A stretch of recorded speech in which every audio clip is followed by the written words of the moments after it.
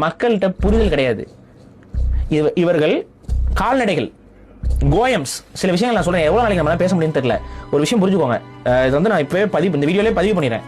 அரசியல, இந்திய அரசியல நீங்கள் தெரிந்து கொள்ள வேண்டிய ஒரு அடிப்படை என்னன்னா, 3000 வருஷத்துக்கு முன்னாடி ஒரு குரூப் உள்ள வருது. அந்த 3000 வருஷத்துக்கு முன்னாடி அது வர்றது உண்மை. வந்தது இன்னைக்கு வரைக்கும் நம்ம மேல வெறுப்பா இருக்குது. இங்க அதுக்கு முன்னாடி இருந்த மக்கள் மேல இன்னைக்கு வரைக்கும் வெறுப்பா இருக்கு. இது வந்து 100% உண்மை. இது ஒண்ணு. உலகத்துல ஒரு குரூப் ஆட்சி செய்யுது. எப்படி ஆட்சி செய்யுதுன்னு பாத்தீங்கன்னா, பேங்க்னு ஒரு சிஸ்டத்தை வச்சிருக்கு. வட்டிங்கிற ஒரு தொழிலை செய்யுது. அந்த ஒரு குறிப்பிட்ட யூத கூட்டம் இந்தியாவிலும் இருக்குது. இந்தியாவில வேற மாதிரி ஒரு உருவத்துல இருக்குது, வெளிநாட்டுல வேற மாதிரி ஒரு உருவத்துல இருக்குது, இங்க ஒரு மாதிரி ஒரு உருவத்துல இருக்குதானா அதே தொழில் தான் பண்ணுது. அங்க அது என்ன பண்ணுதோ அதே வேலையை இங்க இது பண்ணுது.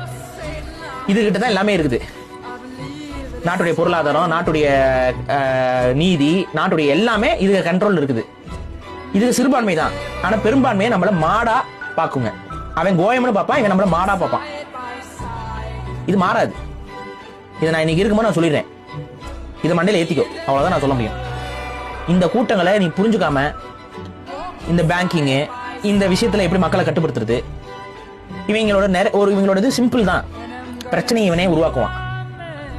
பிரச்சனைக்கான சொல்யூஷன் சொல்லி ஒரு நரேஷனை இவனே உருவாக்குவான். அந்த நரேஷனை அவனை அக்செப்ட் பண்ண வைப்பான். நீ அக்செப்ட் பண்ணவே பண்ணலையே, அதுதான் சொல்யூஷனா அவனே கொடுத்துட்டு போயிடுவான். ஆனா நீ என்ன நினைப்ப, நம்ம எதிர்பார்த்த சொல்யூஷன் வந்துருச்சுன்னு நினைப்ப. இது எல்லா இஷ்யூக்கும் பொருந்தும். கோவிட் இது மாதிரி எல்லா இஷ்யூக்கும் பொருந்தும். இப்ப நாய் பிரச்சனை வரைக்கும் இது பொருந்தும். பிரச்சனையை அவனே உருவாக்குவான். பிரச்சனைக்கான நரேஷனை அவனே காட்டுவான். அந்த நரேஷனை நீ ஃபாலோ பண்ணி பிளைண்டா ஃபாலோ பண்ண ஆரம்பிப்ப. சொல்யூஷன்ங்கிற பேர்ல அவன் என்ன நினைச்சானோ அதே சாதிச்சுட்டு போயிட்டே இருப்பான். இது மாறாது. இது காலத்துக்கு இந்த அரசியல் செஞ்சுட்டு தான் இருக்க போறான். இதுல மக்கள் பலியாவீங்களா? ஆமா ஆவீங்க. பல பேர் சாவீங்க, நாசமா போவீங்க, ஒவ்வொரு நாளும் நிம்மதியில இருந்து வாழ்வீங்க. ஆனா உங்களால ஒண்ணும் செய்ய முடியாது. ஏன் ஒண்ணும் செய்ய முடியாதுன்னா, உங்களுக்கு அறிவு இல்ல, சிந்திக்கிற திறன் இல்ல, சுயமா சிந்திக்கிற பக்குவம் கிடையாது. அன்றாட வாழ்க்கைக்கு தொடர்ச்சியா ஓடிக்கிட்டு இருக்கீங்களே ஒழிய, இந்த அன்றாட வாழ்க்கைக்கு நம்ம ஏன்டா ஓடுறோம்னு யோசிக்கிறது இல்ல. நமக்கு மட்டும் ஏன் கையில காசு வர மாட்டேங்குது யோசிக்கிறது இல்ல. ஏன் கஷ்டப்பட்டு வாழ்றோம் யோசிக்கிறது இல்ல. ஒரு அடிப்படை யோசிச்சுக்கோ. இவன் பொருளாதாரம்ங்கிற பேர்ல கட்டமைச்சிருக்கிறது ஒரு மாயை. இந்த மாயையில இருந்து வெளியில வா. இந்த மாயைக்குள்ள நீ மாட்டிக்கிட்டு இருக்க. உட்கார்ந்து பல மணி நேரம் யோசி.